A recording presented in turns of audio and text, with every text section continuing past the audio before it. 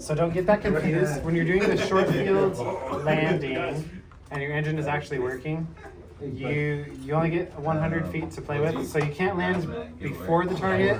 They get plus 100 after the target. And when we do the power off 180, you get plus 200 feet after the target. Does that make sense? So that's the difference per the standards. So sometimes we get like in our head, like, oh, plus 100 feet. When your engine's not working, you get a little bit of grace. Okay. Really, that's all I'm going to say on that. It's the same as your private coming in on a short field.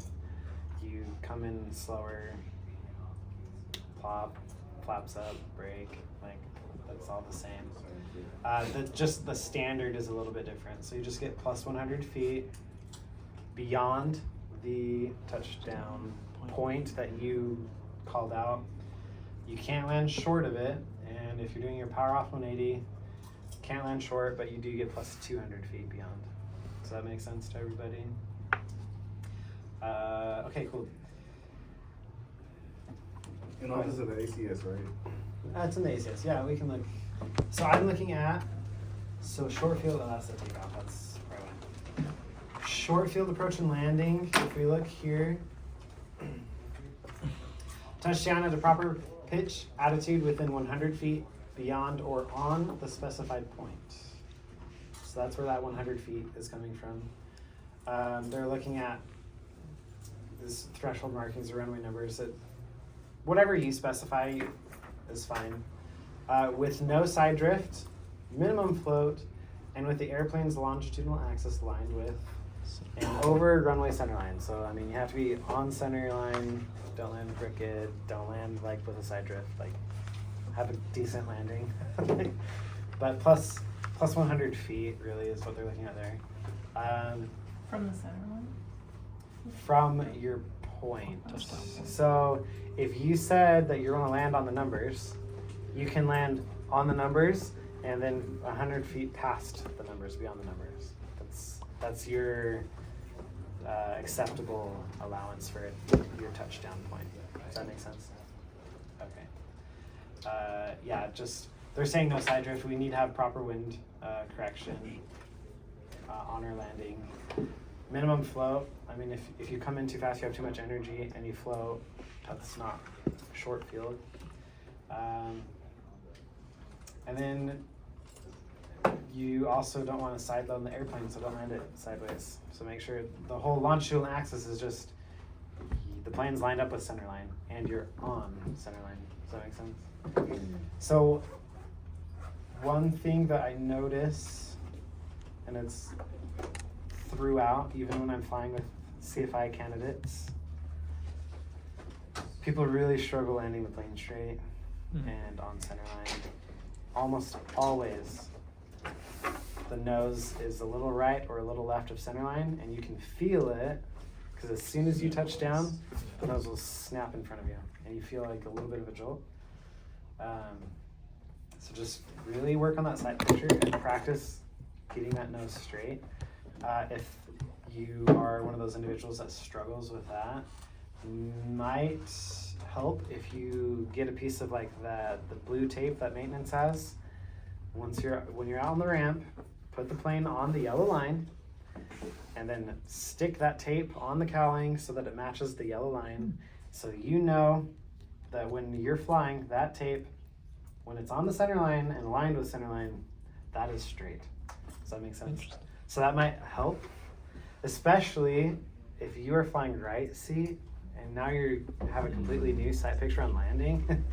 The tape is going to work wonders for you, I promise. And it's really easy to just slap it on there. So just get the stuff from maintenance. I mean, don't grab duct tape, right? You don't want to like damage as you're pulling it off and pull paint off the aircraft. But they have that blue, kind of like painter's tape, you know what I'm talking about? Like that's okay, or like masking tape.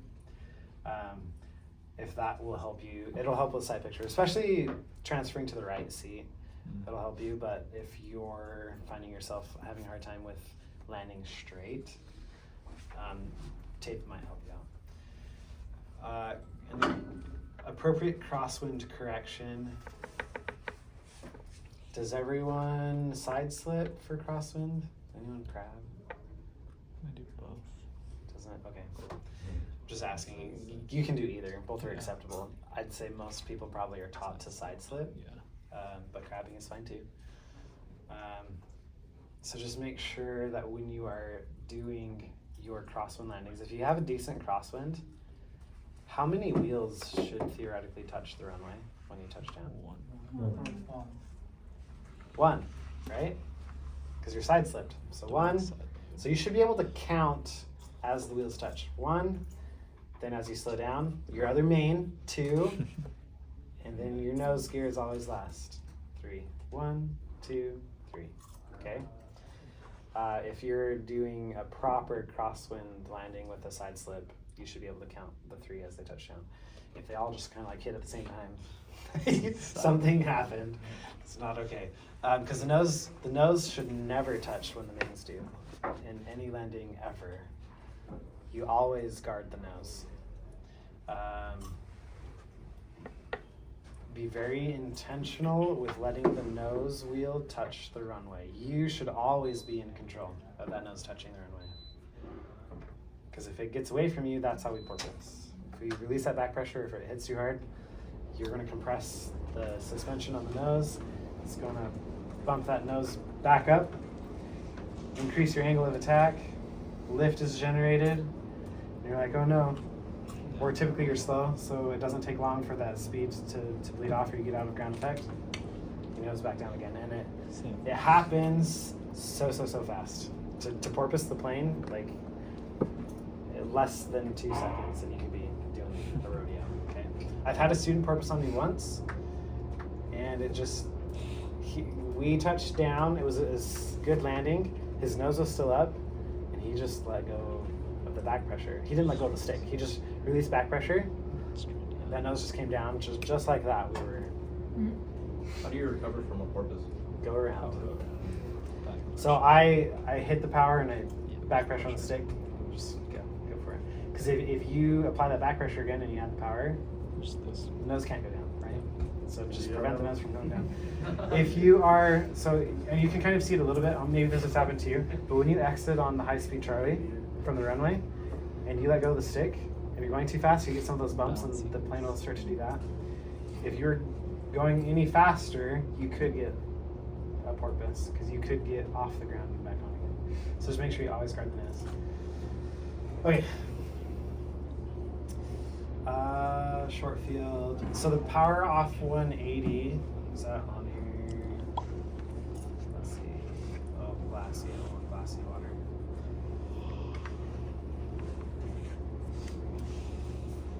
Power off 180 accuracy. This one. So this maneuver, probably I would compare it to the Lazy 8 in level of difficulty. This is going to be the other hard maneuver to do because it changes so much each time you fly it, because the conditions, wind is a huge impact on how you fly this maneuver. So select the most suitable touchdown point. So typically the examiner will have you, well, it depends on who you fly with, but if you're with Bob, for example, he'll just like, all right, call your touchdown point. So whatever you call the numbers, or the R, or the center line, or whatever.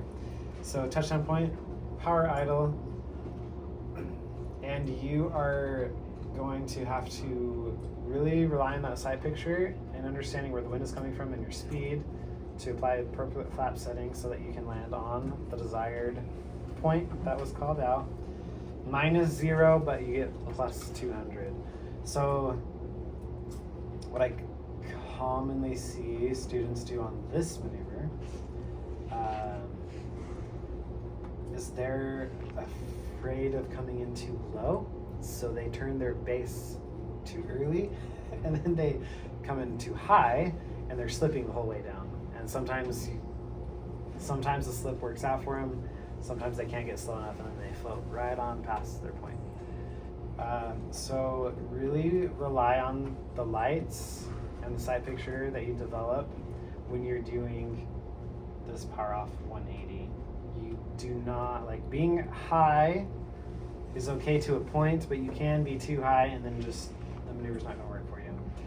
Now I would say I'd rather be high than low, but again, if you're too high, you're too high. If it does not look good and you know that you're gonna miss your point, go around. You can do that and not fail the check ride, so go around. And it does say, as necessary, correlate crosswind with direction of forward slip and transition to side slip for landing. So you can slip the aircraft. So you don't have to not slip the aircraft. I would also say, make sure that you don't put your flaps in prematurely. You want to make sure you can make it to the runway before you dump all your flaps in. Other than that, with this maneuver, really, when you're practicing it, pay attention to what the wind is doing. So if you go and do this 5 times with a 10 knot headwind, and then your check ride is a day that is calm winds, it's going to be different. You're going to not hit your target if you just practice the 10 knot headwind every single time. So just make it like a mental note when you're practicing, what is the wind doing? And try and practice this maneuver on different days or different conditions so that you can kind of understand how the wind will impact you. Because if you have a 10 knot headwind, it helps you so much to get down and hit your target. So you can get away with turning early and slipping if you've got the headwind. If you try doing that and you've got calm wind or very little headwind, you're going to have such a hard time getting down on your point when it was working before and now it's not working. So just keep that in mind when you're doing this maneuver. Okay, I don't think I have anything else on that one. Any questions? Are we good with that? Okay.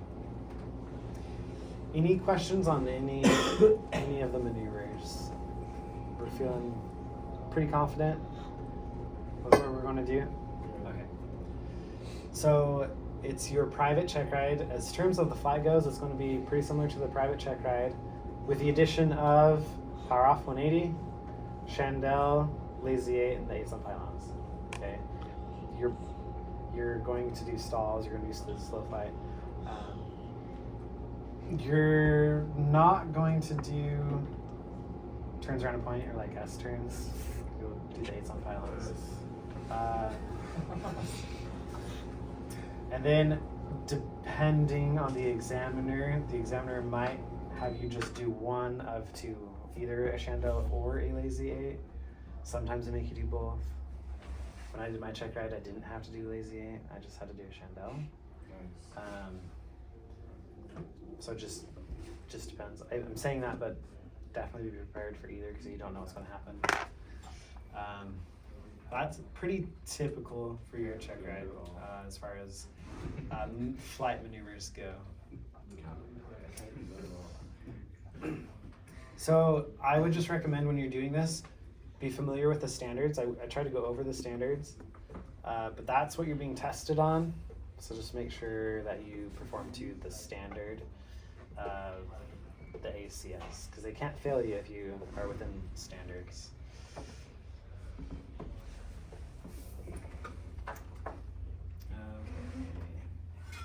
Everyone should know in here, we category A or B in an instrument. C. Well, depends. We could be. That was random. That's Ruben. Okay, now let's talk about, we're gonna kind of go back to where we began with what we can and can't do with our commercial license. So let's talk about what are the limitations of a commercial license. Can't fly more than 50 nautical miles at night. Or no, more than 50 nautical miles. Okay, did everyone hear that? You get your commercial license, you cannot fly for hire For hire. more than 50 nautical miles. 50 nautical miles away from the departure airport. Unless what? Unless you have instrument. Okay, what is another limitation, assuming you don't have your instrument? Night. No commercial operations at night.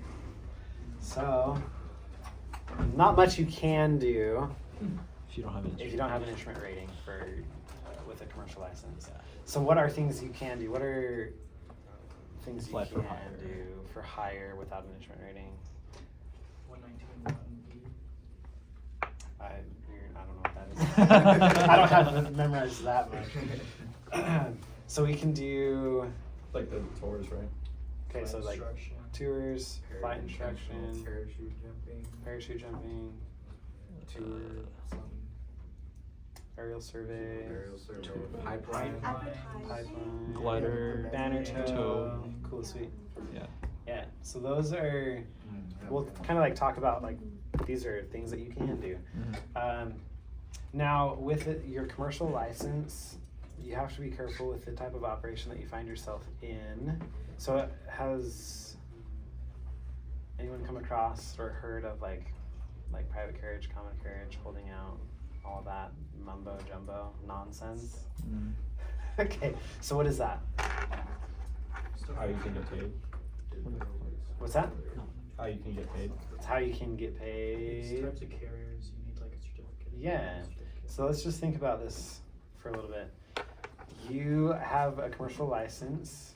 Can you just go out there and have your airplane with you and just like, hey, I will fly whoever, wherever. No, you can't hold out. Should be able to. If you have an operating certificate. Okay, there's the key right there. If you have the operating certificate, what kind of operating certificate would that be? Well, if you're for the public, then it would be common carriage. Like advertising to everyone, right? Yeah. And then if it's like contractual, then private carriage. Okay. So what operating certificate? If I just say that I'll fly whoever, wherever they want. 121. Is that 121? It's 119. 135? Oh, 135. Right? On demand, right? Yeah. 135 is an on demand. What's 121? Oh, schedule. Scheduled. There you go. So you can't, after you get your commercial license and you have an airplane, essentially like advertise on, I don't know, Facebook or whatever. It's like, hey, I've got a plane. If anybody wants to fly to Catalina, just like hit me up, right? You can't do that Let's see. because you are operating as a 135, an on-demand service. Without the. So you can do it if you have permission from the FAA and you have that operating certificate. It makes no sense. So you can't like, well, why? I have my licenses I've trained for. Why can't I see if my friend's safety, but I have my license to do it? Because the FAA doesn't You like have to you. keep up Well, with all the difference between your friends and going out on Facebook and saying that, hey, I only have friends on Facebook. it's an advertisement though. So you can't advertise to say, hey, if anybody wants to fly. Not unless you have the operating certificate to do so. What if, so it'd be different if somebody knew you had a commercial license through the grapevine, not even a friend, somebody told somebody and they're like, hey, can you fly me to Catalina? You can't do that because you're not advertising it. You can if it's your own plane or it's their plane. Now we're going to get into the gray. That's holding on. Okay, so It's not holding out. how they describe it according to the FAA is, are you holding out or no? So holding out is a willingness to fly whoever comes to you, okay? And holding out means that you have to have that operating certificate. So if it's a one-time only deal, technically you're not holding out. It is legal, but if it's not a one-time deal and it's just like whoever approaches you and you're always willing to, it's like, yeah, let's go for it, let's do it. Technically you're holding out and then you're at that 135. Because it's still on demand. Even though you didn't advertise yourself, you're still operating as an on-demand service. So there is an advisory circular, AC 120, I think. 120-12A. That one. It talks about private carriage, common carriage, holding out, and it kind of gives like some of these definitions of like what's legal, what's not legal. A huge thing to like maybe just keep in mind so that you're on the safe side. If you are providing the service and the airplane, most likely you need that operating certificate. With a couple of exemptions that we just talked about, flight instructing, banner tow, tours, those are exceptions. You can provide the service and the airplane But as a flight instructor, you can do that and you don't need a certificate, right? So you have the exceptions, but if it's not one of those exceptions, and you're providing the service and the airplane, then you need to have the appropriate certification from the FAA. Now, if you are not providing the airplane, then it's different.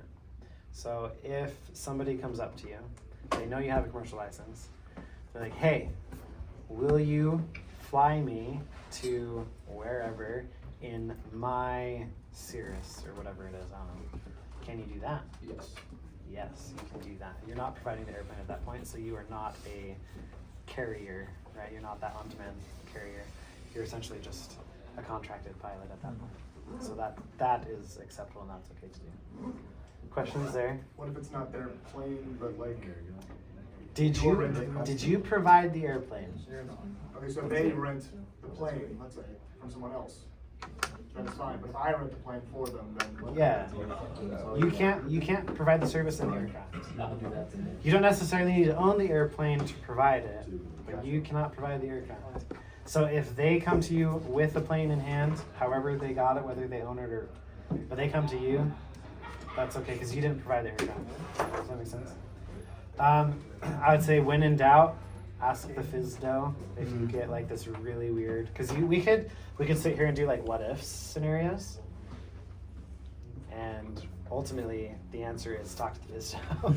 if you're questioning whether it's legal or not, just talk to the FSDO, and that way you can't get in trouble. So You ask them first. yeah, they're like, oh yeah, that operation's fine, you can do that. I'm like, sweet, I have permission from the FAA, I'm going to do this. Or it's like, no, you would need the operating certificate, and you need the operating certificate. So, yeah. Okay, questions there? So I would look up that advisory circular. Well, we said it was what? AC 120-12A. Yeah, this one, the worst. So it kind of talks about it right here. So we'll see what holding out is: a willingness to transport persons. So here's something key that I didn't mention before. Or property. It does not have to be a person that you're transporting. It could be cargo. That's still considered 121 or 135 depending. So from place to place for compensation. So you can print this off. You can have this with you on your check ride. You can refer to it if you're getting asked, like, okay, what's holding out? It's like, well, this is holding out. Wait, I can bring that advisory circular to my check ride? Yeah, it's an FAA document. There's one too for I. You can have the FAR aim in your check ride. That's an FAA document. That's true. So yeah, it's an AC. You can have this with you. But I guess my whole thing is just be familiar with it. Sure. There are websites out there that have like these flow charts of like going through like Yes or no. pilot, yes or no, airplane, yes or no, and then it just like goes on like then what type of operation it is. So up to you. You can definitely look at them. Whether you want to, now that's not something I would take to a check ride with you. Unless it's from the FAA, I wouldn't take a flow chart with you, but that might help you understand it a little bit more. Questions? So, just understanding the limitations without the instrument rating. What are the exceptions? Providing the plane and the service, what can you legally do without having an additional operating certificate? So be familiar with those. And then probably some of this jargon of holding out, private carriage, common carriage. You can use the AC to kind of help you navigate those. But this is all stuff that's going to be on your check ride in addition to like private stuff that you have already covered. So this is new stuff. Questions there? AC 120-12A. It can be a little confusing, and also I would agree with you, it's kind of ridiculous, but it is what it is. The FAA does a lot of stuff that doesn't make any sense anyway, so. There. Okay. do we have questions? Are you taking off? You go fly. Have fun. Bye, Bill. All right. Questions with anything we've talked about? Anything that you want to talk about? Oh, excuse me. I did have a question. You go Yeah. first. Do we need to know more systems than just Sling? Like, do we need to understand? Because like going through the commercial or exam guide, it's like no complex systems, right? Like how retractable. You're going to landing be gear works asked and stuff. systems on the aircraft that you're flying in. Okay, you're not gonna. You or are only- going to be. Only the one you're flying. Yeah. Yeah. Like, So the reason that I presented constant speed props Yeah. is because that's the alternate to the TAA is having a complex, which is retractable gear and a constant speed, Yeah. which you will be doing when you get into multi. But on your commercial check ride, in a Sling, you're going to be asked Sling systems. Okay. Perfect. Okay. Yeah. You're not going to be asked specifics on like a retractable landing gear system if it's not your airplane, it's not in the POH. They can't ask. They might ask you more generic stuff. Like I think it would be fair. How does a constant speed system work? But they can't ask you like specifics because your plane doesn't have one.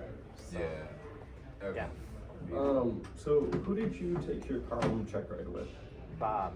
How deep did he go with like weather, aerodynamics? That's a good question. Honestly, I don't really remember. That I'm was a planning on while scheduling ago. this soon. That was a couple years ago, so I probably would not be the great person to ask that. Okay, I also have another question for you. How long did it take you to get from like starting at Sling to Skywest? Define.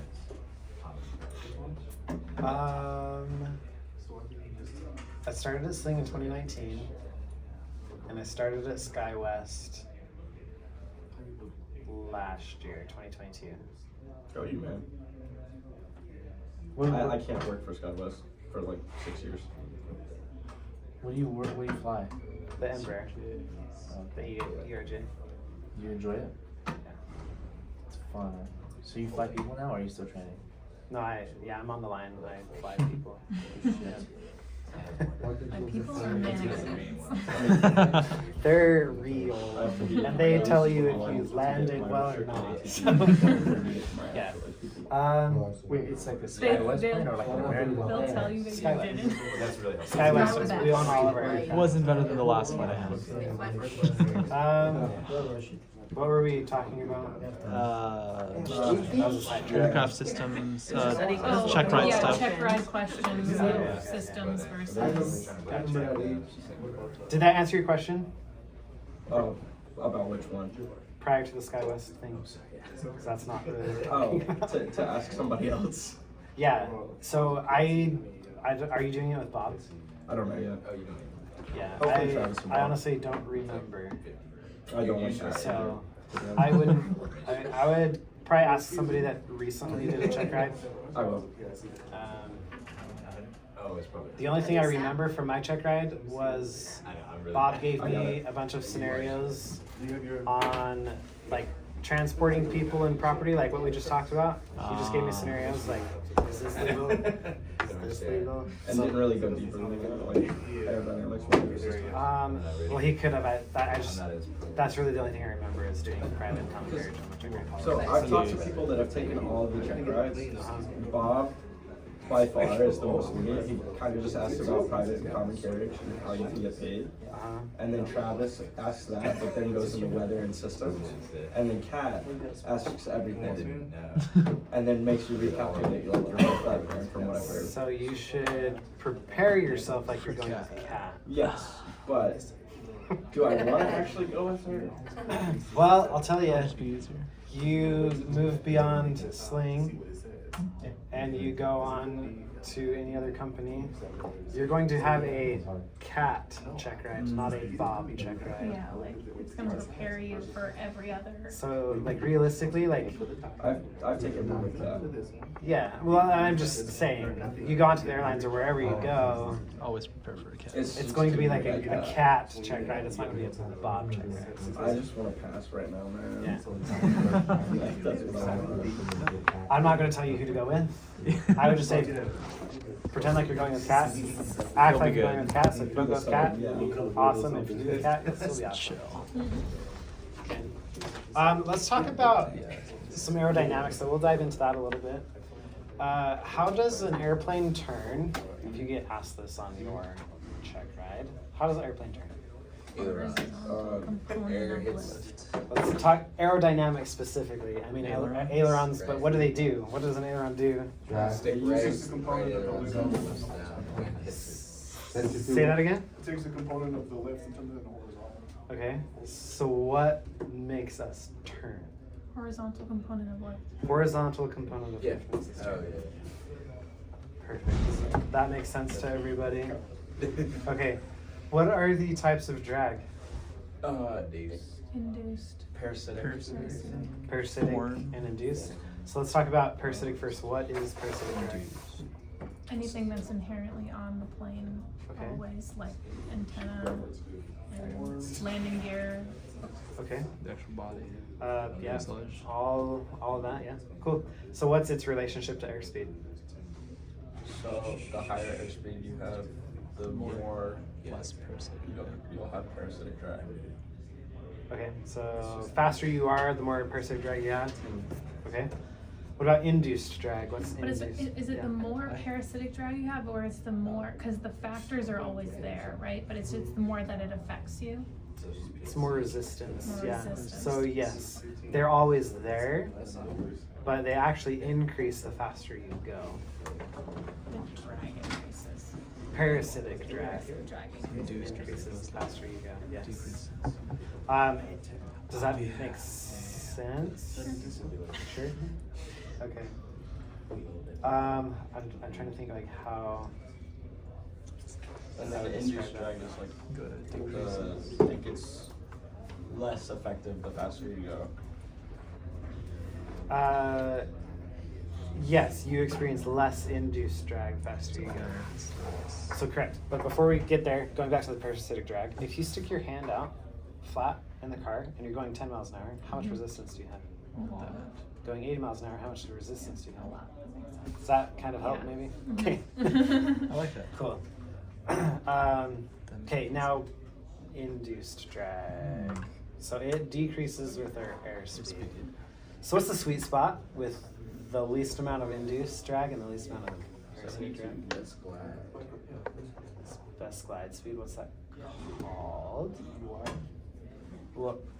Sorry. What's the on that axis? That's something right The here. drag with airspeed and drag. Yeah. That low L spot. something. LD max. LVD max. Yeah. So maybe we should look this up a little bit. I would not be surprised if you get in-depth questions about aerodynamics. Right. So what is the max coefficient of lift?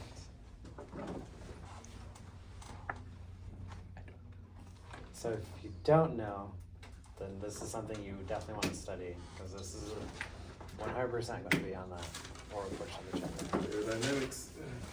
Yep. So let's look at that. That's in which book? Not those books. Those are test segments. Maybe I could just type it in here. I can't even spell coefficient. Coefficient. I gotta go fly, but thanks for that. All right. For the lesson, appreciate it. Have a good flight.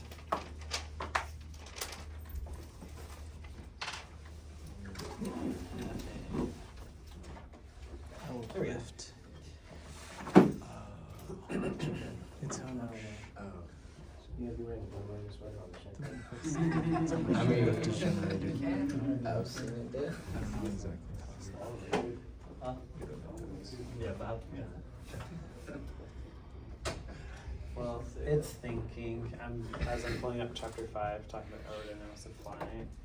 This is all of the FAA books. I would say are really good resources, and as a supplement to the King's schools and the CTA program. This is where I would go for information. Okay, so we talked about that. All right. Ooh, look at those. There's the fun stuff. I want. Let's see. So,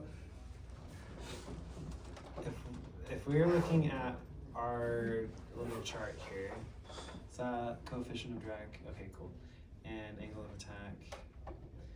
So, angle of attack increases or decreases with our airspeed? Decreases. Decreases Yeah. with our air, like faster we go, are we gonna have it More higher or pitch down. shorter or smaller angle of attack? Oh, angle of attack. Yeah. Smaller angle of attack, right? Yeah. Cool. Alright. So I've got my drag coefficient here is my yellow line. As angle of attack increases, it kind of just like spikes up, right? Does that kind of make sense? To a point where we're going to have no more lift. Now we've got, I'm trying to read the lift over drag. Where is it at? So this is what we said before. The lift drag max is where we have essentially our best glide speed, right? So with a smaller angle of attack, we have less drag. And so we're going to be the most efficient. No, let's see, I'm looking L over D max, sea level max. I'm make sure I don't want to tell you incorrectly here. L over D, so lift over drag, is determined dividing by the lift coefficient to the drag coefficient. Okay.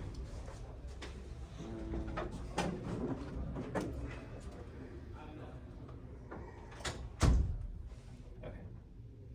So if we look here, with the small or zero angle of attack, we also have next to no drag.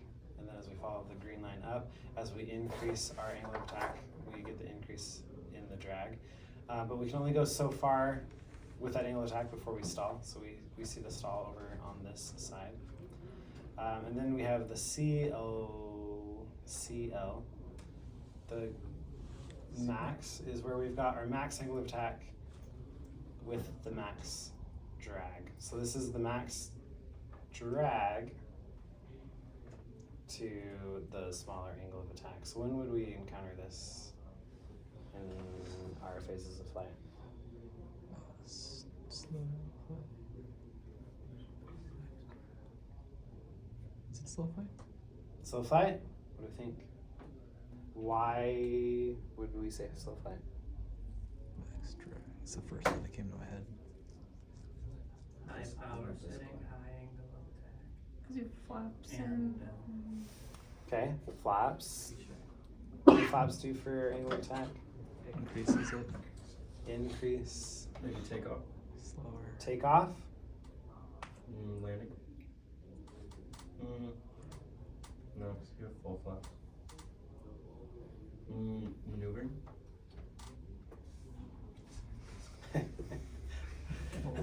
Okay. What's the point again? What's going When on would there? we encounter the L over D max? Go around. So it's a smaller angle of attack with a higher drag. Oh, small.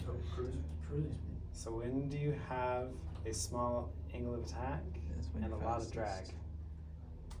When we're You're heavy and going fast. fast, right? Talking about parasitic drag Yeah, and a small angle of attack. it's the opposite. Okay. It's okay. It is the opposite. Now we have C L over L max. Coefficient of lift. So when we have a high angle of attack and also a high amount of drag. That's so That's There what you you're go. answering earlier. What does the CL stand for? coefficient of lift. You got coefficient of lift and then lift over drag. Okay.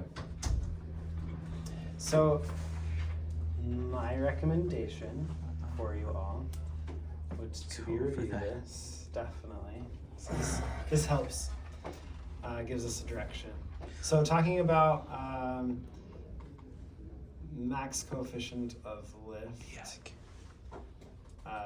or I shouldn't say max. So that's the max coefficient of lift, is where we've got our max angle of attack and a lot of drag. We can't generate any more lift than we are generating, right? Because then we stall. And then where would the glide speed be? Best glide speed on there. The equilibrium. Right in the middle. Does everyone agree? Middle point. Okay, cool. Let's, before we continue, questions with what these three lines are? That makes sense. So, okay. What's the green line then? Lift over drag. Okay. Coefficient. No. What is lift over drag? So don't be afraid to look it up.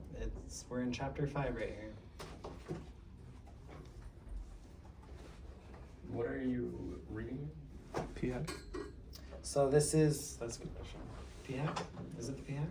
I think so. Handbook, manuals. Yep, PHAC, pilot handbook of aeronautical knowledge. 5-4. You don't necessarily have to be in the PHAC, but that's the document that I would recommend using. So what's the so lift over drag max? So what's that line? L over D. It means that the lift is enough to counteract the drag, and so when it starts to go down, that's going towards a stall. Mm-hmm. So, yeah, you're right. So what's this relationship between lift and drag?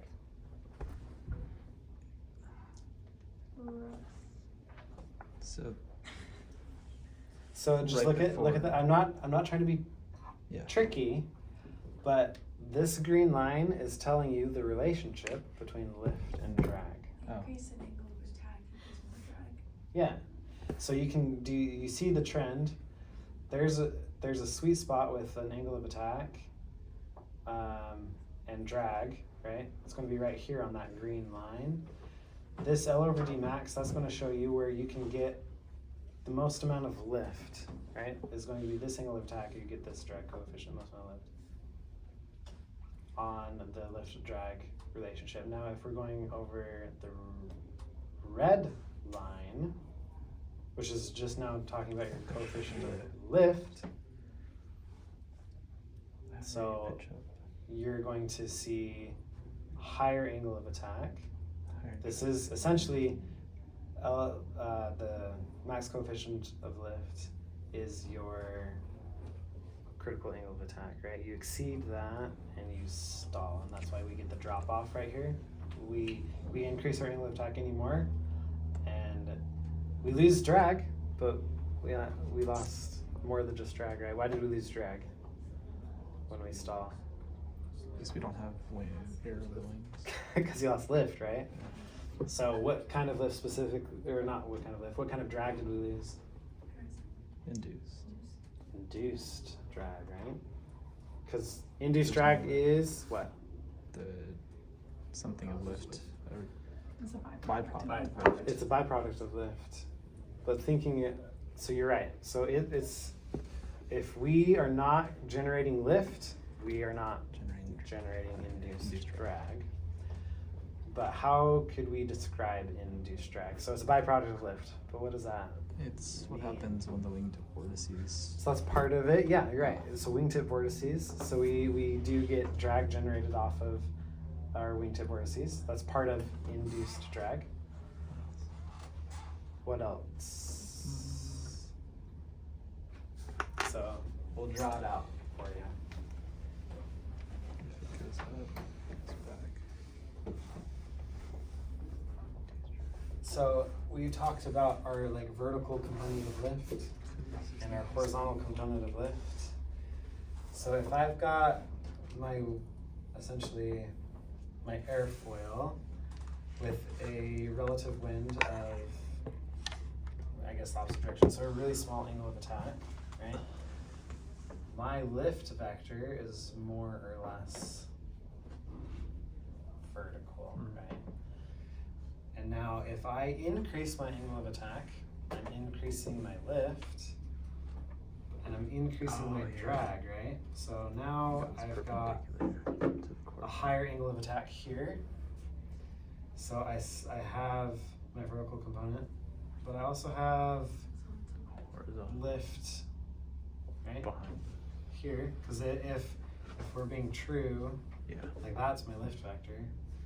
So you see the difference in the lift vector. So I'm just breaking this up with vertical and that horizontal. You see that? Yeah. Okay. So that's, what's that? Drag. Rearward component of lift. Yeah, so that's going to be induced drag, right? Now, this is not all of the induced drag, right? We have every action, there's equal and opposite reaction. So you do have wind striking the surface of the aircraft, Right. which also causes like drag, right? So this is one portion, higher angle of attack, the relative wind striking the bottom surface of the wing is another part of the drag, and then you also have your wingtip vortices. So all of these components are going to be your induced drag, and they all heavily depend on that angle of attack. So as I increase my angle of attack, that gets bigger, right? We're generating more wingtip vortices. Let's talk about that. What's a wingtip vortice? That's what happens when the wind goes up. Yeah, what causes that? Difference in pressure. The differential pressure. Yeah, exactly. So we generated high pressure underneath the wing, and it's trying to escape over Low pressure. the top of the wing. So it disrupts the airflow, and that disruption of airflow generates a little bit of that drag on the wingtip. So you'll notice, even on the slings, how our wings just kind of like curve up just a little bit. And then if you look at the like bigger aircraft, most wings have what they call winglets. And so that helps to minimize the drag of those wingtip vortices. Okay, so questions with the induced drag? So if we're to ask you what is induced drag, it's made up of what? So you got a little bit of that, this lift vector here. That's not all of it though. What else? Wingtip vortices. Yeah. Form drag. Newton's law, right? And then your wingtip vortices. Does that make sense to everyone?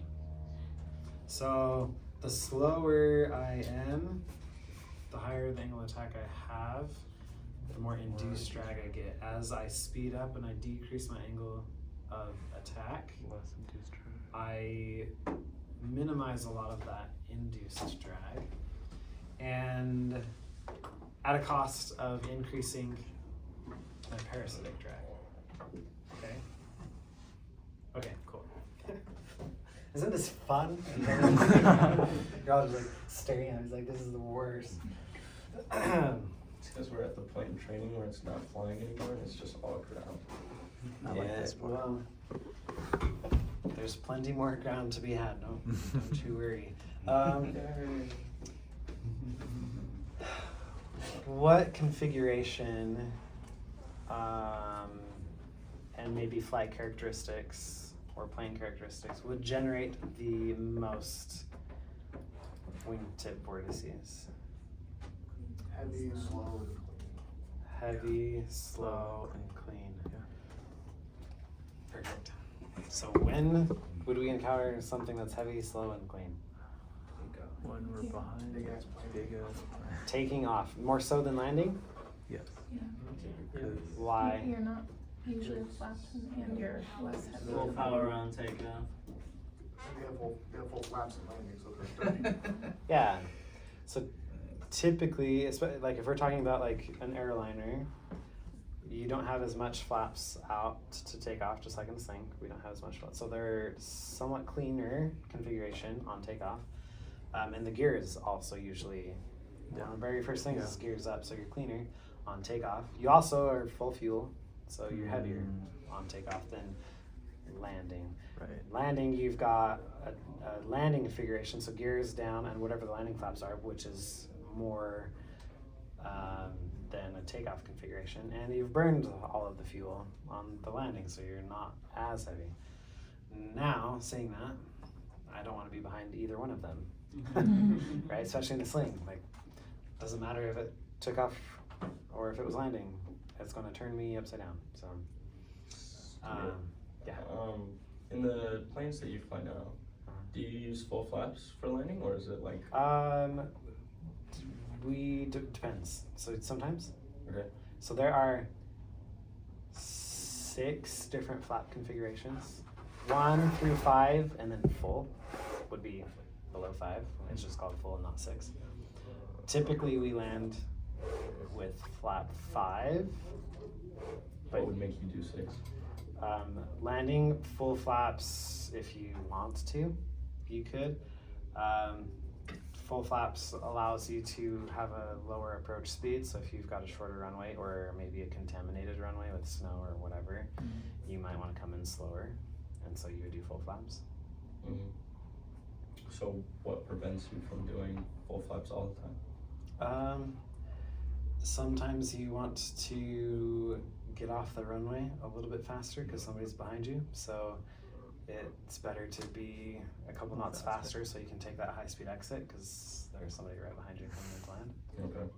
Like someone else on the approach. So, but it really just depends. I mean, I'm just going to do flap 5 the vast majority of the time because I'm still plenty slow to land without putting flaps full in. And really, flaps full is just like, it's an additional setting to help you get even slower if the runway is contaminated.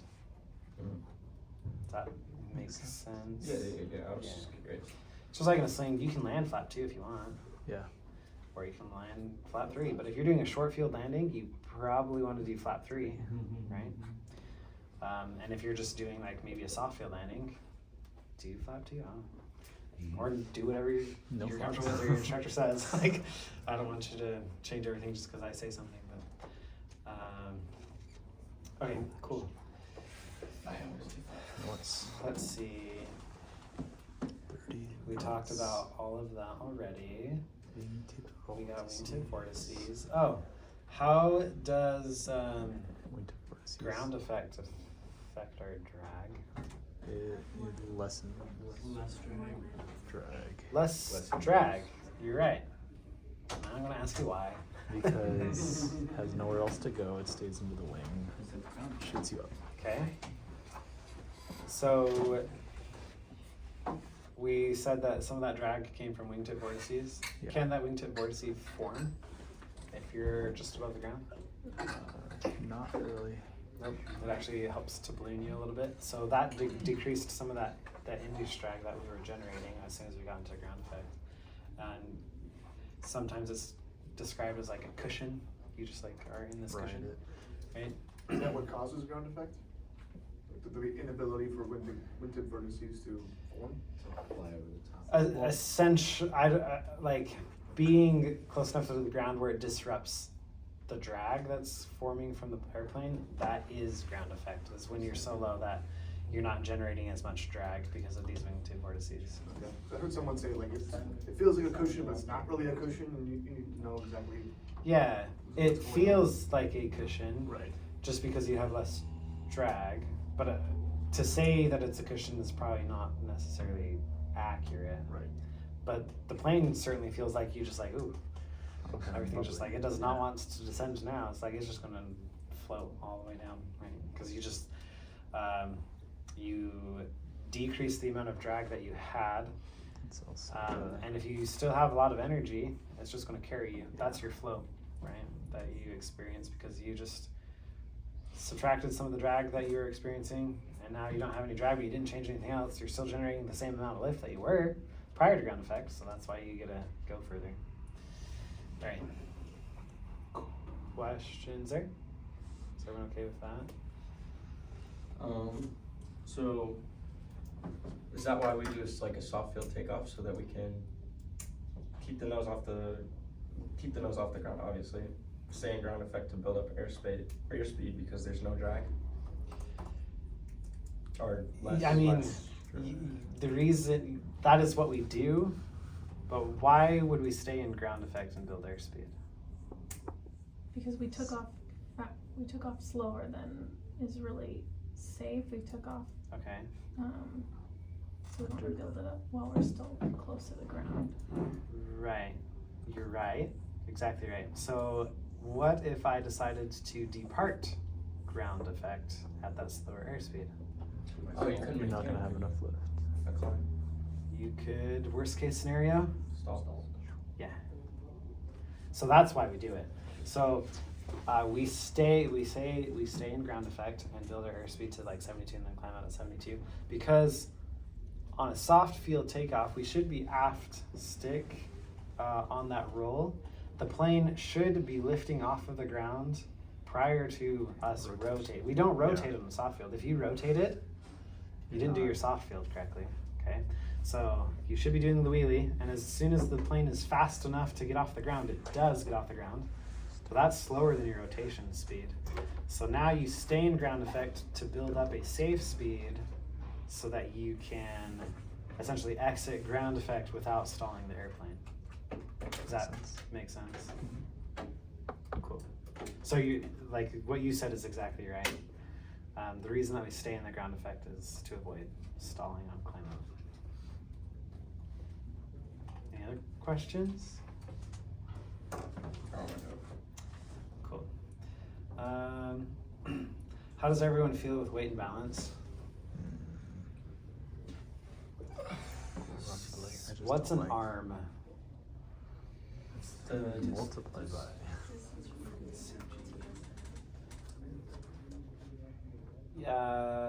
Yeah, it's the distance from the datum to whatever you're trying to measure. So the end of the wing, right? What do you mean by the end of the wing? So like the, not the, I don't even want to say it because I don't want to confuse myself. Okay. So we'll just do it.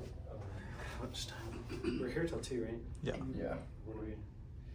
Half an hour? Do you want to listen to me talk for 3 more minutes? Oof, I'm sorry. Okay. So what's the datum? The center. Point that the manufacturer decides. Perfect. Can the datum be anywhere? Yes. Yep.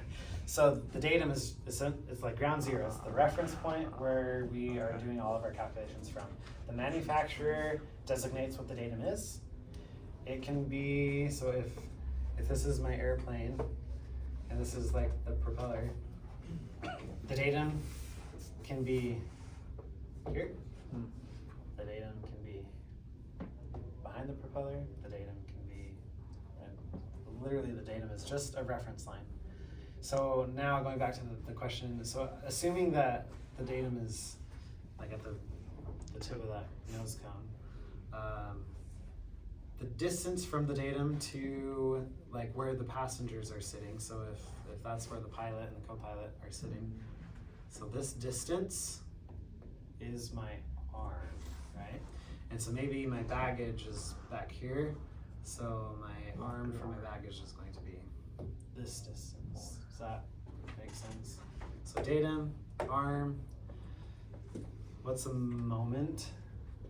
How much weight?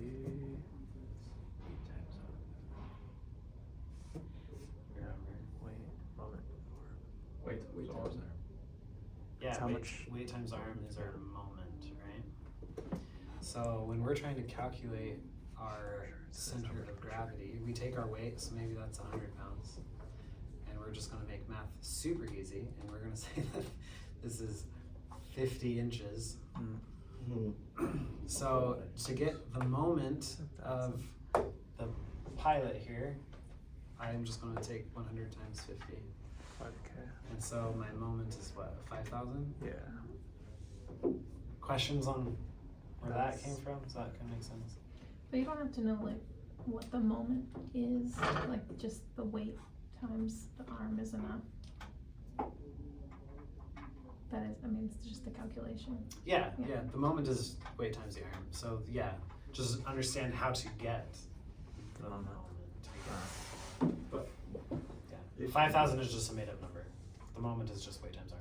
is there any description for a moment besides that? Yeah, I guess that's what I'm How saying. much? Like, the arm is a number, but it is also the distance between the datum and the item. So the like, what is the moment? Oh, I see. Okay, Is it how much that's a good pressure? question. Let's see if I can the pull up airplane? a definition. Well, if it's irrelevant, like, who cares? But I do. it sounds like Well, it's you, irrelevant. you So. could get asked what a moment is though. Oh. It's just how much It- pressure it's, the I wouldn't say plane it's feels. irrelevant. It's Okay. fairly key. So I just don't know if I have a great definition that I could explain. Is it how much And I weight can't spell weight displacement? either. How much weight displacement from an airplane? Weight and balance of moment. And then maybe they don't have a definition, so maybe this is something that you can look up.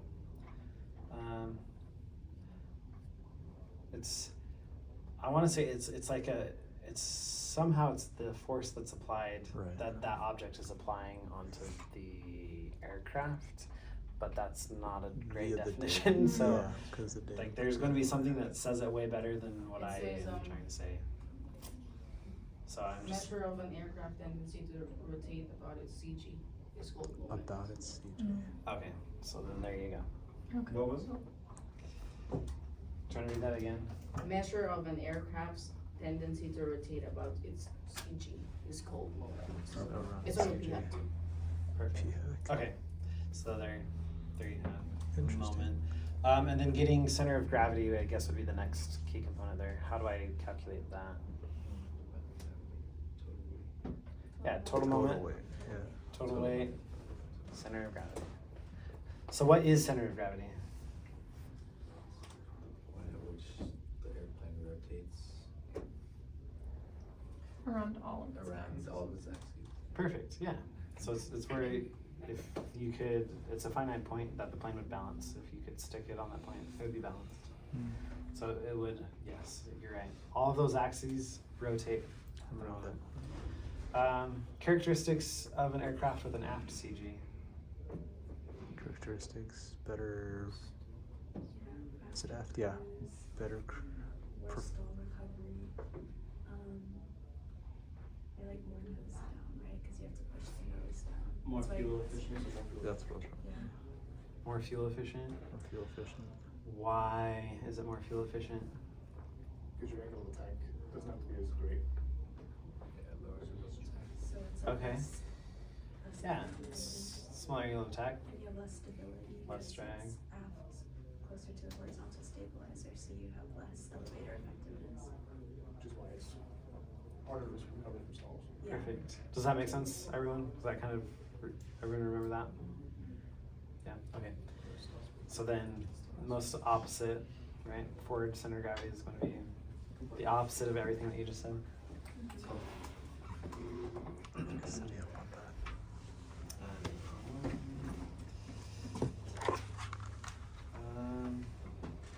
Okay. We talked about ground effect, the axis of the aircraft, and then we talked about moment and arm. See, if I just keep scrolling, I probably would find some of this stuff. So a moment is said to be equal to the product of the force applied and the distance at which the force is applied. I think I liked what you said. Better. Yeah, makes a little bit more sense. Yeah, so aircraft's tendency to rotate about its CG is called moment. Okay, as far as weight and balance goes on your check ride, I would anticipate you definitely just calculate it out, like examiner, you, and fuel, but you might also need to calculate the trend as fuel burns. So as you burn fuel, did the center of gravity move either direction? Or like picking up on my cross country that I had to like plan for the weight and balance. I made a stop and I picked up like a 50-pound like package, I guess. Mhm. And so then he wanted to see what the weight and balance started as, what the trend was, because now I burned fuel, and I picked up the package, so then what's the new one like? And so something like that. So just be, I guess what I'm trying to say is be familiar with how to do weight balances and just different configurations as far as maybe you're carrying something or what the fuel burn is. Questions there? Does that sound reasonable to everybody? What else was on that cross country? Weather, like sources for weather, like data. What's acceptable, what's not acceptable. AWC would be great. Giving a WX brief is great. Local weather, like the VTAR, the TAF, those are acceptable as well. Flight service, getting air signals, all that kind of stuff. So be familiar with that. Is that something that anybody has question on? Is weather information? Still not great with cloud types and names and all that stuff. Okay, I would just make sure that you understand like thunderstorms specifically and wind shear and microbursts. But as far as like a cloud type, you like knowing the difference between stratiform and cumuliform. I doubt, they might ask you like what's an altostratus. But a stratiform cloud is what type of air mass would generate like a stratiform cloud burst? Stable, good visibility. Poor visibility. visibility. Poor visibility. Okay, cool. Yeah, and then the cumuliform is going to be the opposite. It's the poofy cloud, unstable, Good visibility. better visibility, more turbulent. All those. Microburst characteristics. How fast can we get that wind in a microburst? How fast is the velocity? At least 30 knots, right? 6,000 feet per minute down. Yeah, 6,000 feet per minute. It could be like a max. That's an extreme. So I like to ask how fast does the Sling climb? Not. Not that fast. Yeah, like maybe 500 to 1,000 feet per minute, and you got 6,000 in the other direction. Which way are you going? How hard are you going to impact the ground? Hard is pretty hard. Yeah. So are we gonna die? Probably. Yeah, microbursts are something that you don't ever want. That's why we don't fly underneath a thunderstorm, right? Because the dissipating stage of a thunderstorm is primarily characterized by downdrafts. Microburst just happens to be a really strong one. So we don't fly under. How wide berth do we give? 30? 20. At least 20. 20 miles. From what you can see. What are the characteristics of a cold front?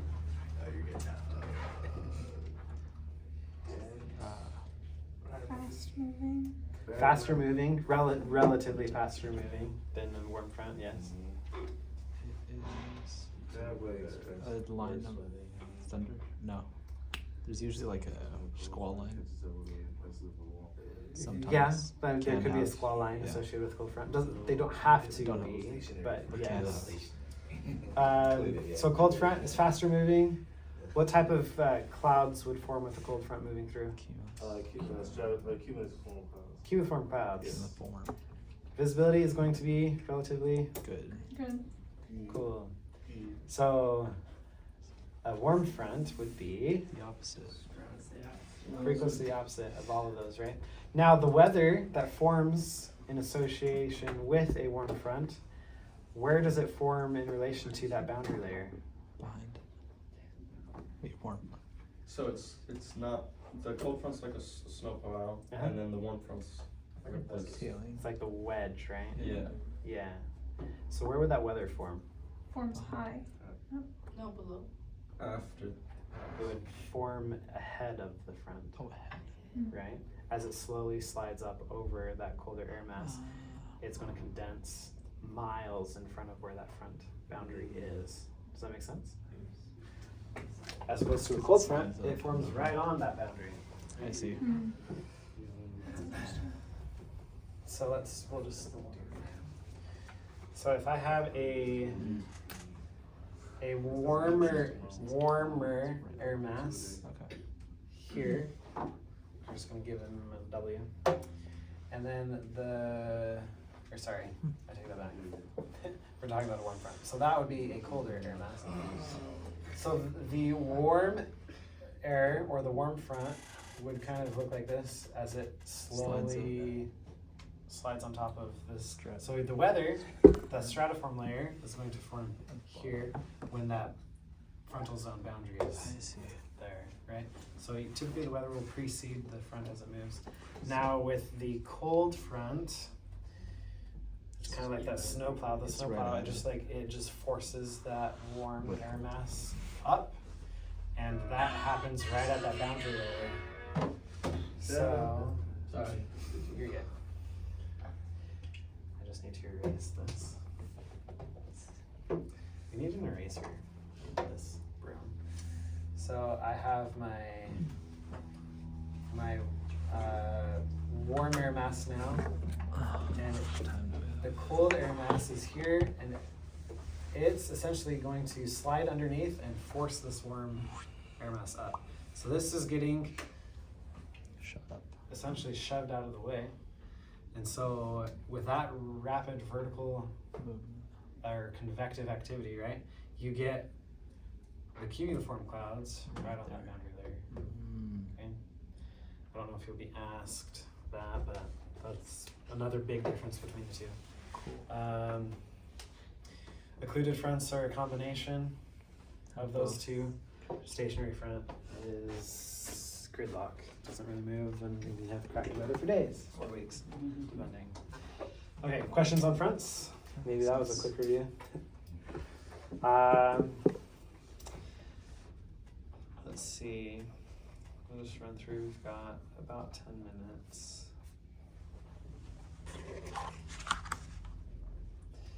So pilot qualifications, talked about weather information.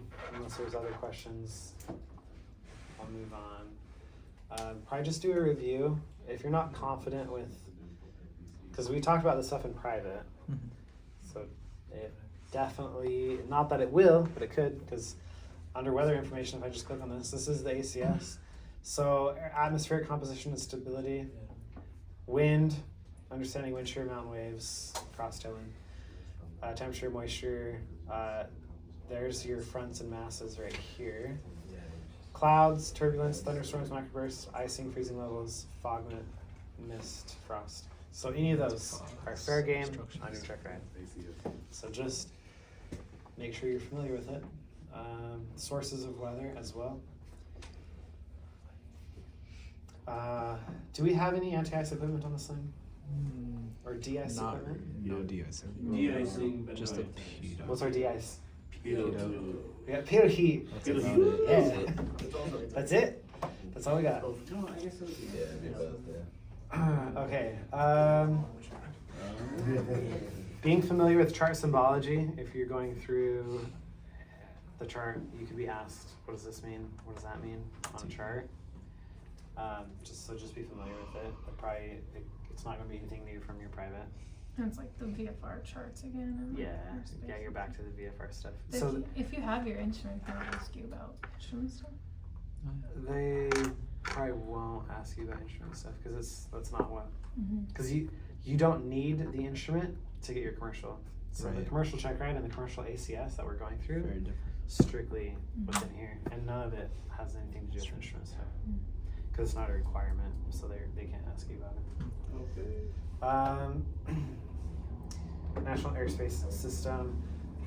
So like speed limits might be a thing. So how fast can I fly under 10,000 feet? 250. 250. 250. Under a Bravo shelf is 200. Under the Bravo shelf is what? 200. There you go. So that might be a thing. Not that that ever happens to us in a swing. Performance and limitations. Looking at the POH, we've got our climb tables, how fast that we can climb. So I would not be surprised if you are given an airport, like Big Bear, for example, and maybe you're departing out of Big Bear, and they give you like temperature and density and all of that, and then you'd have to calculate your climb rate. Like, how long is it going to take you to climb 2,000 feet above airport elevation? I don't know.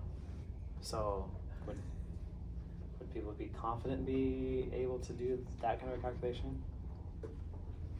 Yes, no, silence. Not that. I didn't learn. So you would need to find on that, yeah, so you'd go into the POH, look at your climb charts, you'd have to figure out that sea level pressure wherever you're at. I don't know what Big Bear is, like 5,000 maybe-ish.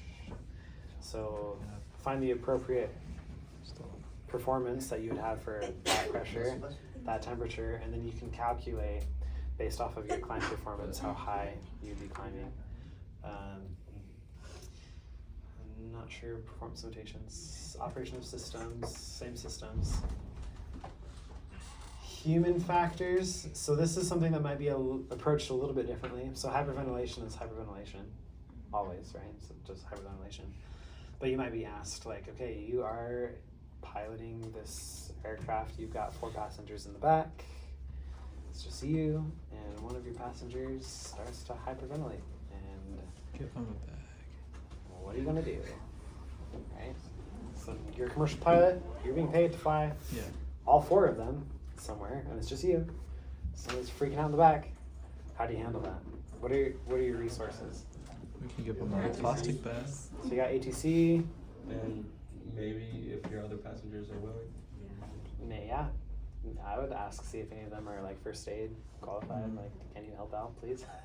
Because your priority is to fly the airplane if it's single pilot. So you could get potential scenarios like that where now you're going to have to think a little bit outside of this. It's just me and my instructor kind of a scenario, because that's not, you're a commercial pilot. That's not always going to be the scenario.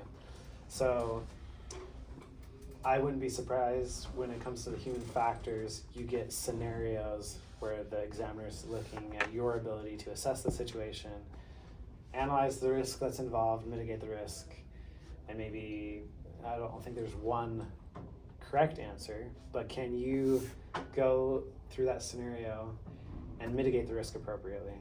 And like identify what the different factors are, and like, well, I could do this, and this is why, or I would do this, and this is why. Okay. Talk about maneuvers. Any questions with the human factors? Everyone good with like, so I would be familiar with oxygen, like supplemental oxygen, but those altitudes, required crew member, when do passengers have to be offered it, right? You can't make them take it. Scuba diving, like when you have to wait, because what if you are, I don't know, you're island hopping, like that's your job is to go between island and island, and your passengers just got done scuba diving. So what would you do in that scenario? Go back home. Not more than 24 hours. If So what does the FAA say? How long do they need to wait before they can fly? 12 hours. 12 hours for not uncontrolled. It depends on how deep It's like 3 hours. Yeah. It's 8. Is it 18? So I'm hearing 12, 18, and decompression. So it depends. First, did they have to do a controlled ascent? So did they have to do a decompression ascent when they were scuba diving? If the answer is yes, they need to wait at least 24 hours.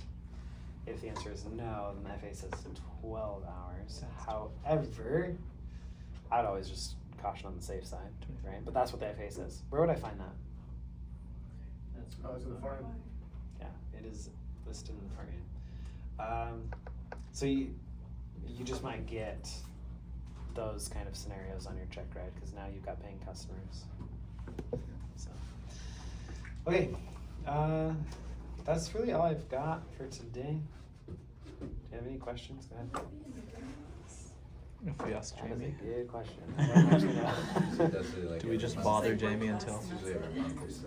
Yeah, well, historically, for commercial, they haven't done, like, it's not a whole, like, 8-week course of commercial ground. It's, at this point, they kind of like, all right, self-study, and then we'll have a group ground to maybe answer questions and point you in the right direction. But I would anticipate probably, in the course of you doing your commercial, you'll probably come to probably 2 or 3 commercial grounds. But I don't think there is one scheduled, like a next one scheduled. Yeah, so it's going to be a Jamie. I'll refer you to Jamie for that one. Any other questions? Who's excited to get their commercial license? Okay, let's do it. Yeah, that should be good. Thanks, Stuart. Thank you. Yeah, thanks.